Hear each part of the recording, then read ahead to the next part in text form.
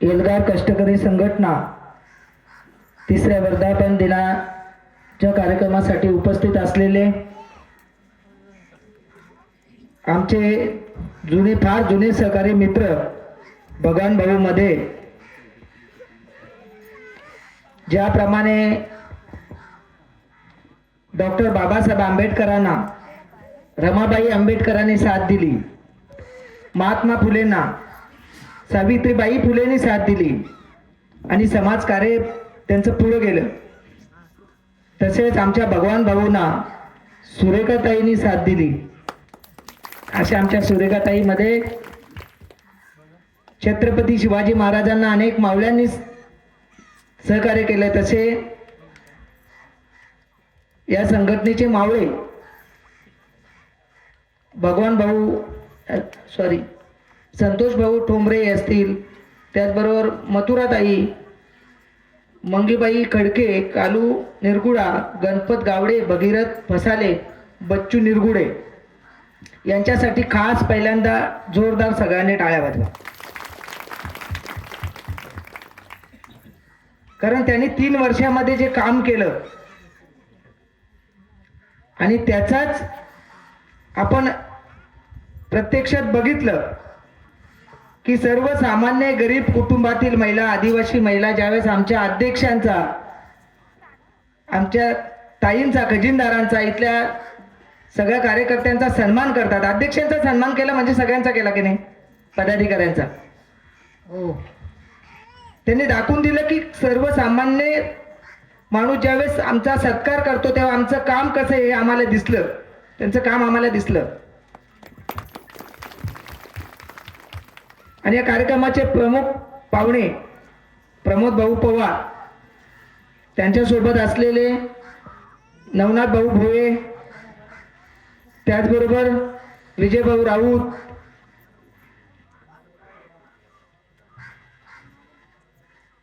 आणि माझ्या समोर बसलेल्या सर्व भावांनो आणि बहिणींनो, आपण केव्हापासून जिंदाबाद जिंदाबाद करत होतो की नाही? अरे जिंदाबाद करत होतो ना. मी येतो असते असते विषयावर. जिंदाबाद करा, जिंदाबाद बोला, जिंदाबाद. जिंदाबाद म्हणजे काय आता मला सांगा. मी भाषण नाही करायला आलो, तुमच्या सोबत चर्चा करायला आलो. जिंदाबादचा अर्थ मला कोण सांगेल का? चुकलं तर चालेल, चालेल. कोण सांगेल का तुमच्यापैकी? चुकलं तरी चालेल. इथे काय दोर आणलेले नाही, झाडे आहेत पण दोर नाही आणलेलं, कोणाला पासावर दिले जाणार. माहित असेल तर आहे का? माहित आहे का? अरे माहित आहे का? हो की नाही? बोला ना. आपल्याकडे पाहुणे येतात ना, पाहुणे. अरे पाहुणे येतात ना, हो की नाही? बोला, घाबरू नका, मी परीक्षा नाही घ्यायला आलो. पाहुणे येतात का? काय करतो आपण? बोला बरोबर, शाबास. कोण बोलला? मथुरा. काय बोलतो? कसं करतो? बोला जोरात. बरोबर. राम राम, नमस्कार. आपण बैठकीला जातो, तिथे जय सद्गुरू, कीर्तनाला जातो जय हरी, बरोबर, स्वाध्यायाला जातो जय योगेश्वर. ते नम्रतेचं प्रतीक आहे. म्हणजे मोठी माणसं आली त्यांच्या समोर आपण नतमस्तक झालो पाहिजे, तेही चांगलं आहे. परंतु आपण संघटना करत असताना, एल्गार कष्टकरी संघटना, तुम्ही गावागावात एकामेकाला भेटताय ना? अरे भेटताय की नाही? तेव्हा काय बोलता? असंच बोलता ना का? नमस्कार करताय? बोला काय? बोला तिकडे पण. काय नमस्कार करताय का जिंदाबाद बोलताय? जिंदाबाद. मग तुम्हाला जर एखाद्याने विचारलं की काय रे तुम्हाला वेळ लागले का संघटनेच्या लोकांना, एल्गार कष्टकरी संघटनेच्या, तुम्ही जिंदाबाद करता, असं नवीन माणसाने विचारलं तर काय सांगाल? काय सांगाल? माहित नाही. असं चालेल का? चालेल का? मला कल्पना आहे तुम्ही सगळे नवीन आहात. आताच आपले 2-3 वर्ष झालेत, हरकत नाही. हा, 3रा वर्ष झालंय ना संघटनेला, बरोबर. जिंदाबादचा अर्थ आहे, मी बोलतो भगवान भाऊ जिंदाबाद, म्हणजे भगवान भाऊ तू जिवंत राहा. चांगलं बोललो का वाईट बोललो? मी मथुराला बोललो मथुराताई जिंदाबाद, तर मथुराताई मला बोलेल सुनील भाऊ मुर्दाबाद. चालेल का? चालेल का? म्हणजे मी बोलेन मथुराताई तू जग, जगत राहा, आणि ती बोलेल सुनील भाऊ तू मर. चालेल का? चालेल नाही. मग चांगला आहे की नाही शब्द? माहीत असायला पाहिजे का नको? हे मुद्दाम मी जाणीवपूर्वक सगळीकडे जातो तर सांगतोय की आपल्या लोकांना आपण काय करतो ते माहीत असायला पाहिजे. मग जिंदाबाद करताना असं का नाही करत आपण? जिंदाबाद असं करतो का? मग कसं करतो? मग कातकरी असेल, ठाकूर असेल, कोळी असेल, कुणबी असेल, आगरी असेल, हिंदू असेल, मुसलमान असेल, ख्रिश्चन असेल, शीख असेल, कुठल्याही जाती धर्माचा असेल, म्हणजे मी सांगतो की मथुराताई जिवंत राहा, म्हणजे एकीने जग, सगळ्यांना घेऊन सोबत जग, अलग अलग जगू नको, अलग अलग राहू नको. आणि दुसरी गोष्ट असं आपण करतो का? जिंदाबाद असं करतो मान खाली घालून, म्हणजे ताई तू जग, भाऊ तू जग, ताट मानेने जग. काय कशी जग? जिंदाबाद. मी म्हणतो ताई तू जग, ताट मानेने जग, दुसऱ्या समोर मान खाली घालून जगू नको. कारण या देशाला स्वातंत्र्य कधी मिळालं? 1947 ला. देशाला स्वातंत्र्य मिळवून देताना ज्या क्रांतीवीरांनी आपल्या प्राणाची आहुती दिली, बलिदान केलं, त्यांचं स्वप्न होतं की माझ्या या देशातील प्रत्येक बांधवाला, भगिनीला, ती कुठल्याही जातीची असेल, कुठल्याही धर्माची असेल, तिला 3 वेळचं पुरेसं अन्न मिळालं पाहिजे. तिच्या डोईवर चांगलं छप्पर असलं पाहिजे. त्या व्यक्तीची पुरेशी लाज झाकेल एवढे चांगले पुरेसे त्याला कपडे असले पाहिजेत. आमच्या मुलाबाळांना चांगलं शिक्षण असलं पाहिजे, आरोग्याच्या सुविधा असल्या पाहिजेत. देशाला स्वातंत्र्य मिळून किती वर्ष आले? 78. 2 वर्षामध्ये 80 वर्ष पूर्ण होतील. मिळतं? मिळतं का?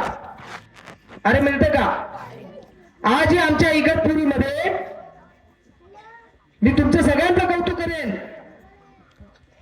पण नुसतं कौतुक करताना हे आपल्याला बघावं लागेल की आपण एखादा विषय काढतो, परंतु आमच्या परिसरामध्ये अशा प्रकार घडतात ते आम्हाला लाजिरवाणी सुद्धा असतं.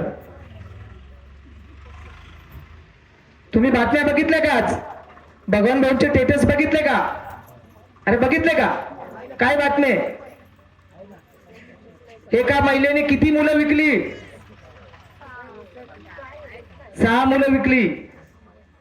तिला हौस होती? तिला हौस होती का मुलं विकायला? जर आम्हाला देशाला स्वातंत्र्य मिळालं, आम्ही मूलभूत हक्काच्या गप्पा मारतो की आम्हाला मूलभूत हक्क मिळाले पाहिजेत, 3 वेळचं अन्न मिळाले पाहिजे, कपडे मिळाले पाहिजेत, राहायला घरकुल मिळालं पाहिजे, रेशनिंग मिळालं पाहिजे, आणि जर सरकार देत नसेल तर आमची आई काय करेल? मुलं नाही विकणार? मुलं नाही विकणार? त्या आईला दोषी धरतो आपण. आईला दोषी धरायचं का? अरे आईला दोषी धरायचं का? त्या बापाला दोषी धरायचं का? त्या आईला, बापाला दारिद्र्यामध्ये कोणी ठेवलं? सरकारने ठेवलं, इथल्या राज्यकर्त्यांनी ठेवलं, आणि त्या राज्यकर्त्यांना आपल्याला जाब विचारायचं. लक्षात ठेवा, समाज नेहमी दोषी कुणाला ठरवतो माहिती आहे तुम्हाला? महिलेवर अत्याचार झाला, बलात्कार झाला तर काय बोलतात? ती बाई तशी असेल, असं बोलतात ना लोक. कारण बाई दुबळी आहे. समाजामध्ये दुबळी समजतात, मी नाही समजत, पण समाजामध्ये बाई दुबळी आहे असं समजतात. मी नेहमी मजेत बोलत असतो, ही कोणती संस्कृती आहे? पुरुष प्रधान. कुठली? असं बोलतात ना, पुरुष प्रधान संस्कृती. मी म्हणतो पुरुष प्रधान, मग बाई कोण? बाई कोण? राणी. मग राणी मोठी का प्रधान मोठा? हा? मग पुरुष प्रधान बोलताय तुम्ही, बरोबर बोलताय, कारण आम्ही राणी आहोत सगळे. बोला बरोबर की नाही? आम्ही प्रधानापेक्षा मोठे आहोत, पुरुषांपेक्षा मोठे आहोत. आणि ज्या संघटनेमध्ये बायांची संख्या जास्त त्या संघटनेला आयुष्यात मरण नाही. यांच्यासाठी जोरदार टाळ्या. म्हणून तुम्हाला मी एक कार्यक्रम देतो, काय कसा घ्यायचा ते तुमच्या अध्यक्ष ठरवतील. पण आज जो प्रकार झालाय, बाईनी एका महिलेने मुलांना विकले, सरकारला जाब विचारा. अधिवेशन सुरू आहे. कलेक्टरच्या कॅबिन मध्ये घुसा, अजून महिलांना गोळा करा, लोकांना गोळा करा. ही परिस्थिती स्वातंत्र्याच्या 78 वर्षानंतर नाही चालू देणार आम्ही. द्यायची चालू. आम्हाला जर रेशनिंग साठी दुकानदाराशी भांडावं लागत असेल, आम्हाला पाण्यासाठी बिडीओशी भांडावं लागत असेल, आम्हाला रस्त्यासाठी सरपंच ग्रामसेवकाशी भांडावं लागत असेल, तर हे कसलं स्वातंत्र्य? हे स्वातंत्र्य फक्त मुठभर धनदाडग्यांना दिलंय का? आता आम्ही आदिवासी गरीब हे सण नाही करणार. नाही करायचं. खरं 26 नोव्हेंबर 1949 ला भारताची राज्यघटना आपण स्वीकारली आणि त्याची अंमलबजावणी कधी आली? 26 जानेवारी 1950 ला. जवळपास किती वर्ष आले? 76. 75 वर्ष होऊन गेले ना. अमृत महोत्सव वर्षे संविधानाचा. आणि अमृत महोत्सवाच्या वर्षात सुद्धा जर आम्हाला आमचे मूलभूत हक्क मिळत नसतील, ते पहिल्याच पानावर लिहिलं. प्रास्ताविक आहे, पहिल्या पानावर काय लिहिलं? पहिलं वाक्य काय? आम्ही भारताचे लोक. बोला, आम्ही भारताचे लोक. या देशाचे कोण? मालक. मग आम्ही मालक तर कलेक्टर कोण? आम्ही मालक तर आमदार कोण? आम्ही मालक तर मंत्री कोण? लोक बोलतात नोकर, पण कोण? आपण बोलायचा सेवक. आपण आदरार्थी बोलायचं एकदम. बरेच अधिकारी काय बोलतात? आम्ही सरकारी नोकर आहेत. अरे तुम्ही सरकारी नोकर नाहीत, लोकांचे सेवक आहात. लोकांचे. सरकारचे नोकर आहेत काय? सरकार सांगेल तसं तुम्ही ऐकणार? याच्या पुढे कुठल्याही अधिकारी बोलेल मी सरकारचा नोकर आहे, नाही, तुम्ही सरकारचे नोकर नाहीत. तुम्ही आमचे सेवक आहात आणि आम्ही तुमचे कोण आहोत? मालक आहे. आणि मालकाला मालकासारखी वागणूक सेवकांनी दिली पाहिजे. नाही तर आमचा माणूस जातो अर्ज घेऊन आणि अधिकारी म्हणतो मी घेणार नाही. का? परवाला का पोलीस स्टेशन मध्ये आम्ही एक माणूस पाठवला होता एका तालुक्यामध्ये आणि त्याच्यामध्ये लिहिलं होतं की ही व्यक्ती महसूल विभाग आणि पोलिसांचा वापर करून माझ्यावर अन्याय करते. म्हणून पोलीस म्हणत होते की तुम्ही यातला हा शब्द काढा की पोलिसांचा वापर करते. आपण असं म्हणालो का की पोलीस अन्याय करतात? ती व्यक्ती पोलिसांचा वापर करते, पोलिसांच्यावर दबाव आणते आणि म्हणतात अर्ज घेणार नाही. म्हणजे काय? घेतात का अर्ज? बऱ्याच वेळा घेत नाही अर्ज, परत पाठवतात. त्याला सांगायचं तुला अर्ज घ्यावा लागेल, तो बरोबर का चुकीचा याचं उत्तर आम्हाला कळव. परंतु तू आमचा अर्ज नाकारू शकत नाही, तू आमचा हक्क नाकारू शकत नाही. मला खूप आनंद झाला, खरं सांगतो भगवान भाऊ. मी सुद्धा आदिवासी गरिबांसाठी गेले 28 वर्षे काम करतोय. परंतु इथले जे कार्यकर्ते मी बघितले, मला तुमचा सगळ्यांचा अभिमान वाटतो. अनेक ठिकाणी संघटना आहेत, आंदोलन होतात, पण आम्हाला मातीत बसायला लाज वाटते. परंतु तुमचे आपले कार्यकर्ते, तुमचे माझे सगळे मातीत बसले. तुमच्यासाठी टाळ्या. कारण आपण सगळे मातीतले कार्यकर्ते आहोत, जमिनीवरचे कार्यकर्ते आहोत.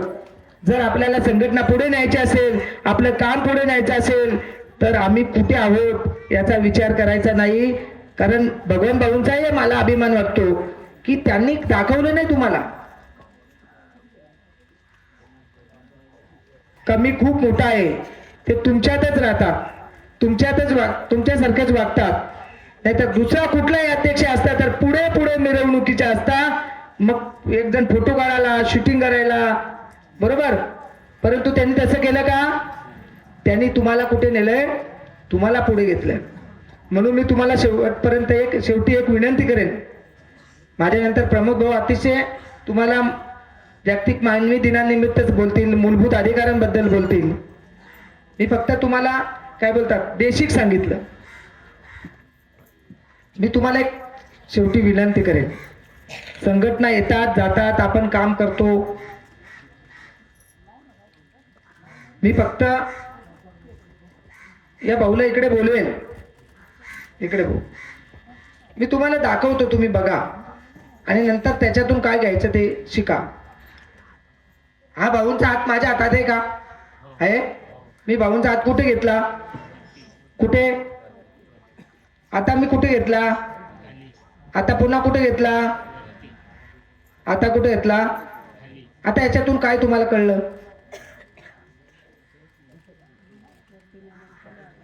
वरत नेलं ना, खाली आणलं. म्हणजे यांना वरत घेतलं ना आपटलं.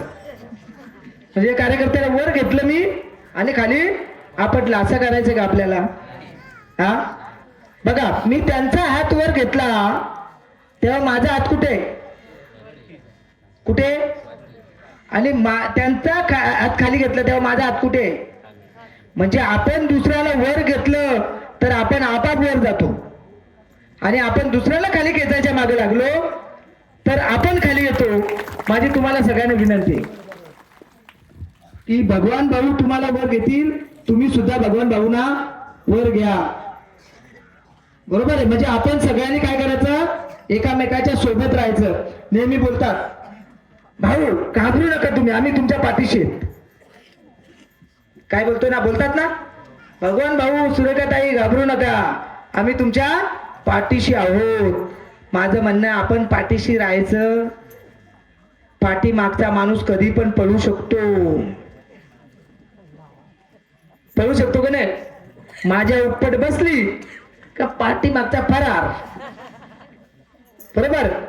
म्हणून आपण सोबत असलो पाहिजे. हम तुम्हारे साथ है, हम तुम्हारे पीछे है बोलतो का आपण? बरोबर आहे. म्हणून आपण सगळ्यांनी एकामेकाच्या सोबत राहायचंय. तुम्हाला ज्या ज्या वेळेस आमची गरज पडेल, प्रमोद भाऊंची आमची, तेव्हा आम्ही कधी तुमच्या सेवेला तयार आहोत. हा तुम्हाला आज शब्द देतो. तुम्हाला कुठल्या प्रकारे किती मोठा अन्याय अत्याचार होऊ दे, आंदोलन असू दे, आम्हाला आवाज द्या, आम्ही तुमच्या सोबत आहोत. जय हिंद, जय महाराष्ट्र, जय एल्गार कष्टकरी संघटना, जिंदाबाद.